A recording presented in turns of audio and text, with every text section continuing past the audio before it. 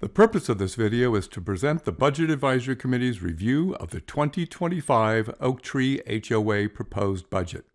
First, let's get right to how to pay for the expenses. Then we'll summarize our work over the last 5 months and review the proposed budget. Finally, we'll discuss the two main factors impacting the budget and share some closing thoughts. Our recommended balance of assessments and using cash to pay the expenses was based on the latest financial statements. The cash can help us get through the 7+ year build-out period. Our charge is next year's budget, but we would be short-sighted if we didn't consider the remaining build-out period. So, we don't want to use too much cash in any single year. As you have seen in the budget mailed to you by the board, the expenses are $1,770,000.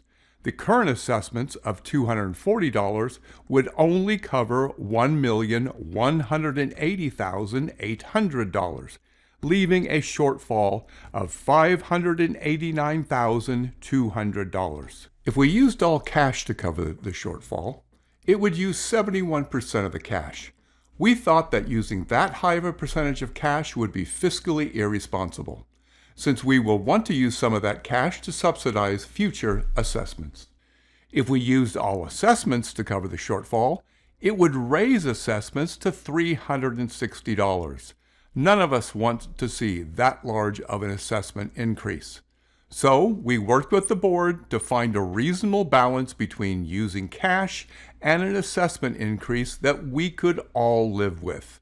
We believe we found that reasonable balance, with 29% of the shortfall being covered by an increase in assessments to $275, raising $172,200, and 71% being covered by using cash of $417,000. You can think of it this way. If we all pay $1.17 more per day in assessments, we will use cash of $2.83 per day to cover expenses. So how does a $275 assessment for next year compare with other 55+ communities in the Puget Sound area? This year's assessment at Jubilee is $274. The two Trilogy 55+ communities are at $321 and $368, and these will all increase in 2025. The Budget Advisory Committee started our work 5 months ago in June. While waiting for NOVA's proposed budget, we reviewed our prior year approach with our 2 new members and started reviewing the 2024 monthly financial statements. We met with our HOA staff to gain their perspective on needs going into 2025. We also met with members of the Landscape Committee to get their insights on expenses. Based on our review, we agreed on the assumptions and approach we would use for the 2025 budget. We used our assumptions to complete our financial model for the 2025 budget. We received NOVA's draft budget and met with them to review it. We reviewed every expense and got answers to every question and request for supporting documentation. A large portion of our budget consists of contracted services. When we compared the NOVA budget to our financial model, we found we came to similar conclusions on most of the expense items. We identified some expense items where we proposed adjustments to the amounts. We discussed these amounts with NOVA and came to an agreement on the amounts. We want you to know that our interactions with NOVA and the board were positive, informative, and collaborative. Now, let's review the proposed budget by covering each category starting at the top. In a change from last year's budget format, we recommended improvements to the board's proposed budget format and the addition of account descriptions to make the budget information clearer for homeowners. The board accepted our recommendations, as you saw in the budget mailer. The expenses from the 2024 budget are now grouped to the appropriate new 2025 budget accounts. We will compare the 2025 budget to the 2024 budget. As we've reported in the quarterly HOA board meetings, the 2024 actual expenses have been tracking close to budget. Income is based on 410 homes paying assessments. We project 380 homes paying by January 2025, and the equivalent of 30 additional new homes paying a full year based on 60 homes selling throughout the year in 2025. Monthly assessments would increase by $35 or 15%. Administrative expenses increased $14,000 or 3%. The main reason for the increase were the additional permits and licenses required for the villages. Also, with the opening of the villages, the value of our insurable assets increased from $4.25 million to $19.5 million. The initial insurance quote was $104,000. To reduce the expense, the board dropped earthquake coverage, costing $17,000. Payroll was reduced by $13,000 to decrease expenses. Repairs and maintenance expenses increased $8,000 or 15%. The primary reason for the increase is the additional cost of snow and ice removal at the villages.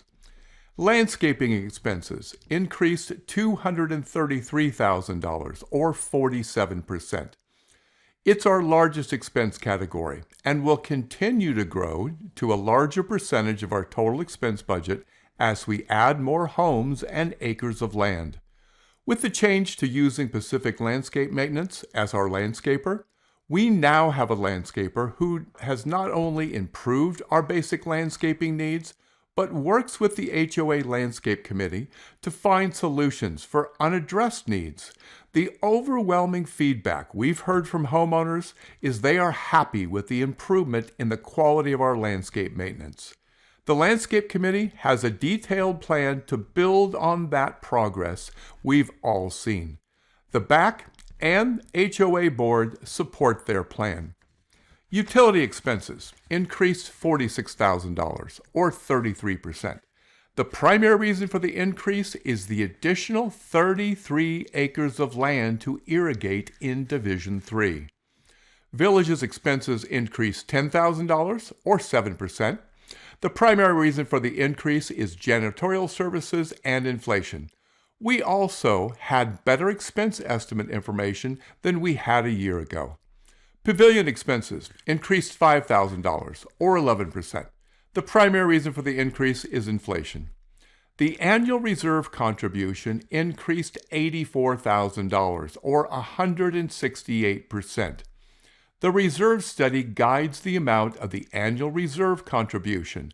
With the opening of the villages and the increase in assets to $19.5 million, larger reserve contributions are required to fully fund the reserve fund.